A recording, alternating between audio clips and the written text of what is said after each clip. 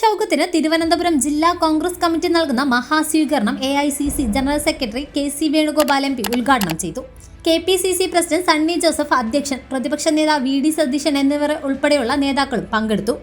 ഒന്നാം വർഷത്തിനു ശേഷം UDFന്റെ തട്ടകമായിരുന്ന നിലമ്പൂർ തിരിച്ചുപിടിച്ചാണ് ആര്യാടൻ ഷൗക്കത്ത് മിന്നും വിജയം നേടിയത്. കേരള രാഷ്ട്രീയം ഉറ്റുനോക്കിയ നിലമ്പൂർ ഉപതെരഞ്ഞെടുപ്പിൽ തിളക്കമാർന്ന മിന്നും വിജയം നേടിയാണ് ആര്യാടൻ ഷൗക്കത്ത് നിയമസഭാ അംഗമാകുന്നത്. ഇന്നലെ വൈകുന്നേരമായിരുന്നു അദ്ദേഹം നിയമസഭയിലെ ശങ്കരനാരായണൻ തമ്പി മെമ്പേഴ്സ് ലോഞ്ചിൽ മുഖ്യമന്ത്രിയും മന്ത്രിമാരും KPCC അധ്യക്ഷനും പ്രതിപക്ഷ നേതാവും ഉൾപ്പെടെയുള്ളവരുടെ സാന്നിധ്യത്തിൽ നിലമ്പൂരിന്റെ അമരക്കാരനായി ചുമതലയേറ്റത്.